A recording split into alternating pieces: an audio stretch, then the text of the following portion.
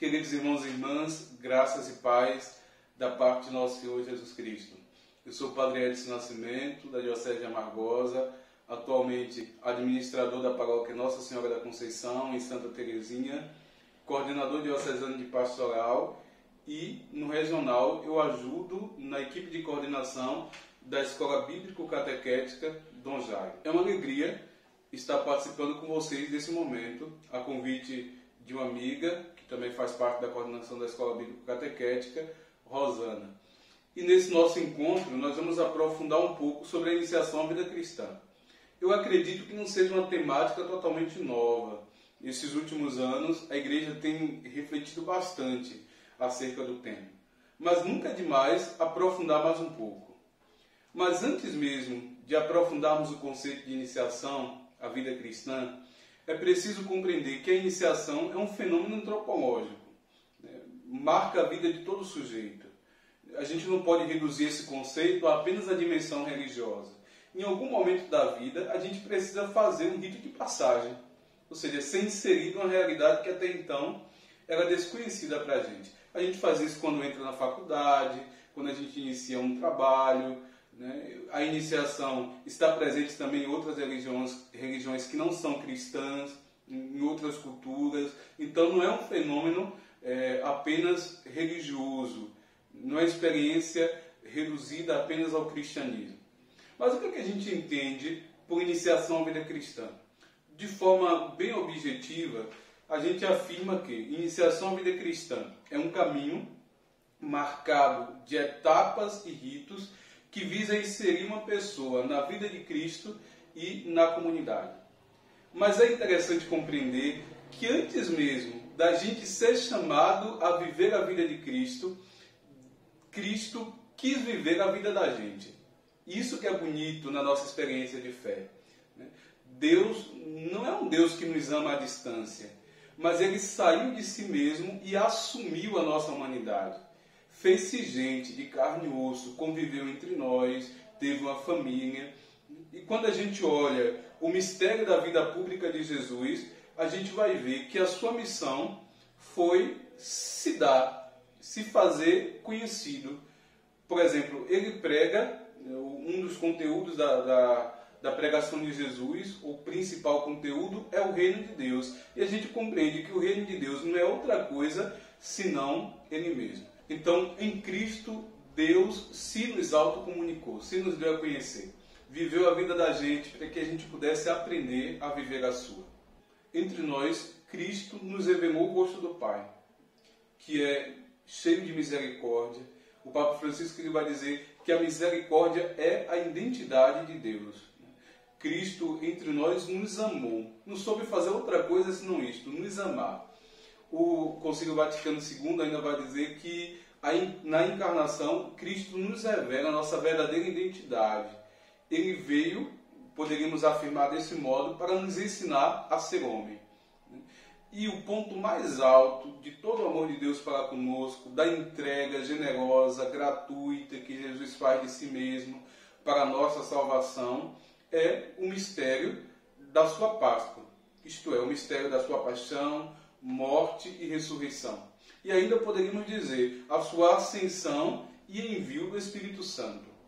E logo quando Jesus morre, ressuscita, antes de voltar para o Pai, ele confere aos seus discípulos uma missão.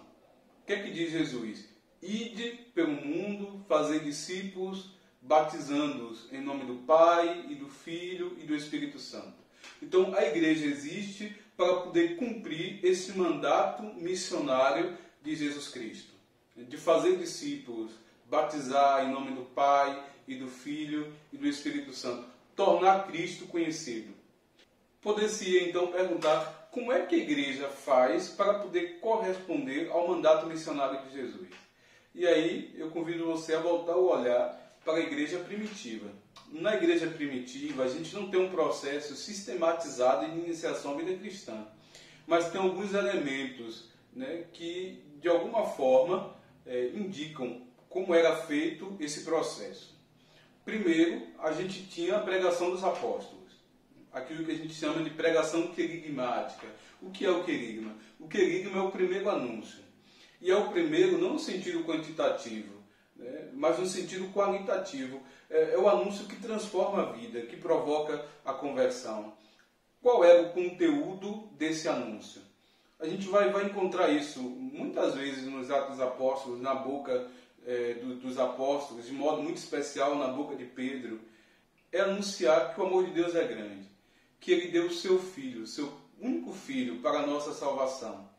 Este morreu por toda a humanidade. E se nós acreditamos nesta verdade, acolher Jesus, nós seremos salvos. Esse é o conteúdo central do querigma, né? Desse anúncio fundamental que muda a vida.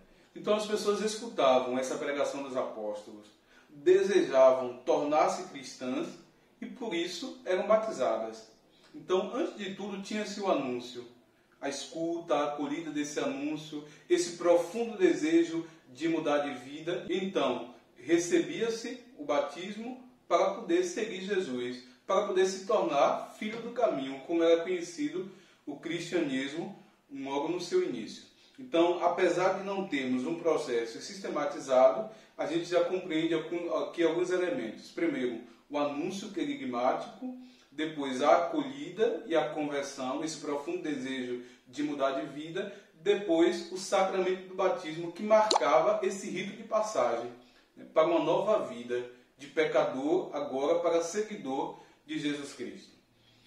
Com o tempo, esse processo ele foi sendo mais sistematizado, de modo que no século IV a gente já tem com Hipólito de Roma aquilo que a gente chama de catecumenato, que é um processo de iniciação à vida cristã marcado de etapas e de ritos.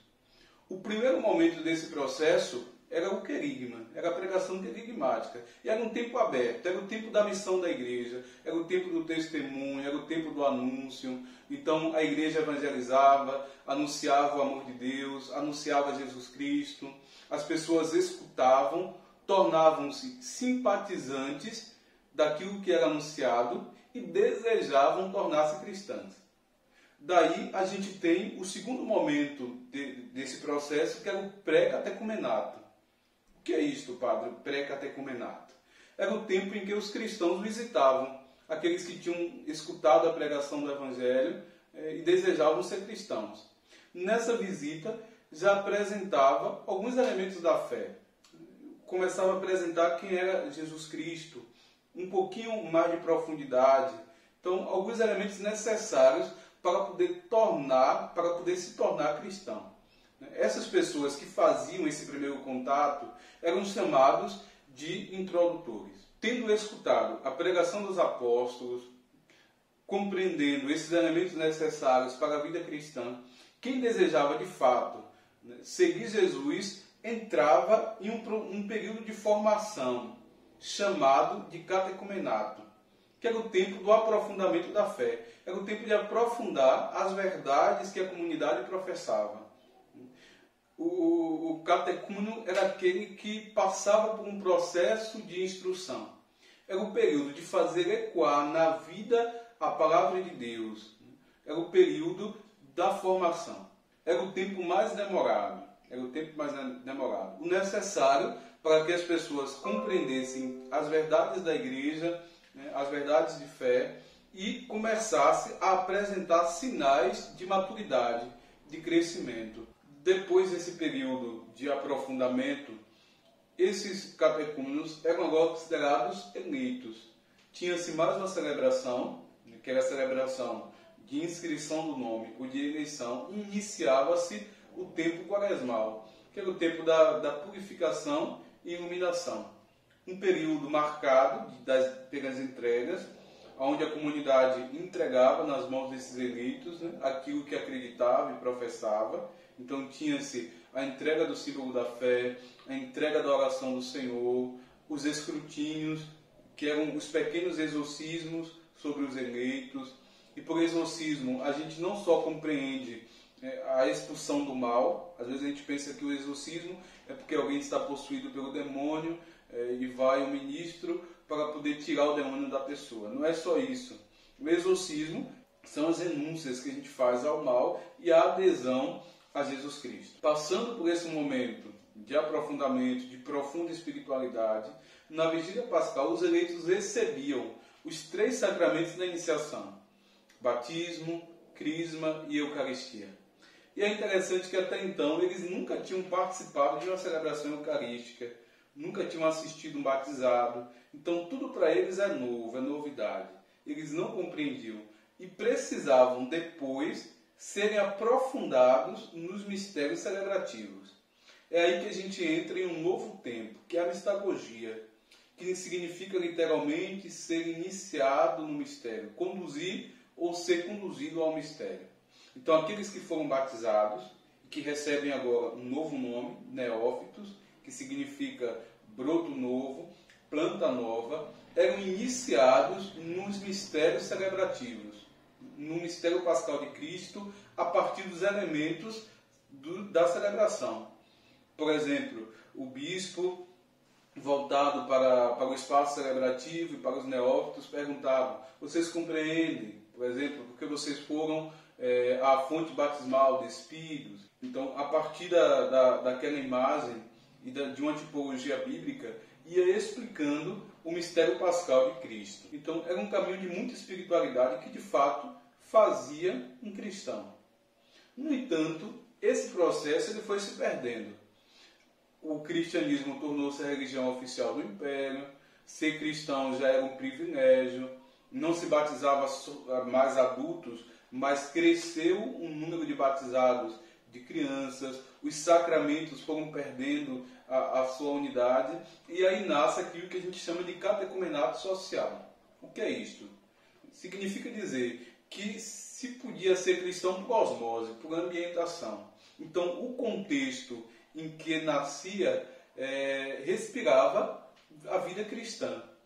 Era o período da cristandade, em que tudo estava em torno da igreja. No entanto, o período da cristandade passou. Nem tudo continuou girando em torno da igreja.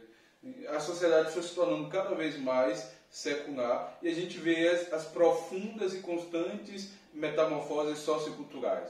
As coisas mudam o tempo todo e a gente não respira mais um ambiente cristão como antes. E o Concílio Vaticano II deu-se conta disso, de que a sociedade era outra. E, de fato, buscou repensar o nosso jeito de ser igreja, o nosso jeito de estar presente no mundo. O Concílio utilizou de uma palavra muito interessante, adornamento. O que é que o Concílio queria dizer? Que a igreja precisava se atualizar, que a igreja precisava reconfigurar-se, sem perder, claro, aquilo que é essencial, para poder dar conta das novas exigências. Daí a necessidade de recuperar essa experiência primitiva, a experiência do catecumenato. A gente vai ver renascer, a partir do Concílio Vaticano II, o RICA, em 1972, que é o ritual de iniciação cristã de adultos. Depois começaram a surgir documentos repensando a catequese, que dizia que a catequese não podia mais ser pensada como uma escola, como uma catequese somente conteudista. Nesse sentido, para nós, marcou muito o documento Catequese Renovada e tantos outros documentos. O documento de Aparecida também nos chamava a atenção para aquilo que é essencial no seguimento a Jesus. E o documento dizia, com muita precisão: ou educamos as pessoas na fé, colocando-as em contato com Jesus Cristo, ou a nossa missão evangelizadora estará fadada ao fracasso. Nós não conseguiremos assumir a nossa missão evangelizadora. Então, muitos documentos foram nos ajudando a compreender que o nosso jeito de transmitir a fé cristã precisava ser reconfigurado. O Papa Bento XVI, por exemplo, ele disse que não se faz cristãos por proselitismo. O cristianismo não cresce por proselitismo, mas por atração, pelo nosso testemunho. Então, a gente foi compreendendo que, de fato, para poder tornar uma pessoa cristã, era preciso colocá-la em contato com Jesus Cristo. Que no início da vida cristã estava a pessoa de Jesus Cristo, capaz de transformar e de renovar a nossa vida. Outro documento que marcou muito foi o documento 107, que diz que a iniciação à vida cristã é um itinerário para poder formar discípulos missionários. Não é um caminho para o sacramento, mas é um caminho para fazer discípulos. Então, a nossa catequese não pode ser pensada somente para o sacramento, mas para poder formar um seguidor de Jesus. É interessante porque muitas vezes a gente reclama que os nossos catequizandos, eles passam por um processo de formação. Aqueles que entram sem ser batizados são batizados, fazem primeiro a Eucaristia, recebem o sacramento da Crisma e depois deixam a comunidade. Então, acabam parando no sacramento. E a nossa catequese também. No entanto, a gente sabe que a nossa catequese não é para poder preparar para o sacramento, mas para o seguimento a Jesus. Então, algo de errado está no nosso processo. Por vezes, o nosso jeito de fazer catequese é muito longe da nossa experiência celebrativa. Aí a gente viu um profundo divórcio entre catequese e liturgia. E os novos documentos nos pedem. É preciso fazer uma catequese cada vez mais litúrgica. O espaço catequético, ele precisa aparecer mais com o espaço litúrgico. O catequista não é um professor, o catequista é um mistagogo, aquele que está para poder conduzir para o mistério de Cristo. Então, o nosso jeito de ser igreja, de viver a fé e de inserir outras pessoas no seguimento de Jesus, ele precisa ser reconfigurado. Se a gente parar para olhar, nós estamos bem mais próximos, o contexto em que a gente vive hoje está mais próximo com a realidade primitiva do que com o período da cristandade. Daí o desafio de sair para poder propor a fé. A gente não pode dar mais como pressuposto o fato de que as pessoas já conhecem Jesus. Às vezes tem gente que está na comunidade, mas que não fez uma experiência profunda com Jesus Cristo. Então, queridos irmãos, todos nós somos responsáveis pelo processo de iniciação à vida cristã. Mas é importante compreender também, ao tempo que nós somos mistagogos, no sentido de estar conduzindo alguém ao mistério central da nossa fé, que a gente celebra na liturgia, que a gente aprofunda na catequese, nós também somos neófitos. Diante de Deus, todos nós somos neófitos. Ninguém está pronto, perfeito, sabe tudo. Estamos sempre aprendendo algo de novo. Precisamos sempre ser reconduzidos ao mistério central de Cristo. Por isso, a importância de estar sempre participando da celebração eucarística. A gente não pode compreender, por exemplo, um catequista que não participa da celebração da comunidade. Tem que participar. É aquilo que a gente celebra na comunidade, que a gente aprofunda na catequese. É o mesmo mistério. E Vanildo Paiva, ele diz que a catequese e a liturgia são duas faces de um mesmo mistério, do mistério pascal de Cristo. Portanto, nós estaremos sempre sendo conduzidos ao mistério pascal de Cristo, reconduzidos ao mistério pascal de Cristo. Seremos sempre neófitos. Que Deus nos ajude a vivermos a nossa fé de forma autêntica, a, de fato, anunciar que Deus é amor, que Ele deu o Seu Filho para nos salvar, atrair outras pessoas para Jesus Cristo. Esta é a nossa missão, testemunhar a nossa fé, fazer Cristo conhecido. E como dizia o Papa Bento XVI, a nossa comunidade não cresce por proselitismo, mas por atração. E atrai-se, acima de tudo, pelo nosso testemunho. Que a nossa catequese seja transformada, que a gente possa fugir de tudo aquilo que nos faça pensar em uma sala de aula, e de fato a nossa catequese se transforme em um espaço cada vez mais litúrgico, que lembre bem mais a nossa comunidade, e que nós não sejamos para os nossos catequizandos professores, mas mistagogos, no sentido de que nós estamos ali para conduzir ao mistério e deixar-se também ser conduzido para o mistério pascal de Cristo. Que a nossa catequese esteja sempre em união com a liturgia, esse casamento perfeito. Que a nossa catequese não esteja afastada da vida, desconsiderando aquilo que os catequizandos trazem consigo, mas que de fato ela esteja olhando para a vida e para a palavra de Deus, que é o seu principal livro. Eu espero de coração que esse vídeo tenha lhe ajudado e que a gente possa repensar realmente o nosso jeito de ser comunidade, de viver a fé, o sacramento, e que a gente compreenda que não existe um outro jeito de ser igreja, senão sendo comunidade. A fé se vive em comunhão. E que com o nosso testemunho de vida, o nosso estilo de vida, a gente possa atrair outras pessoas para Jesus Cristo.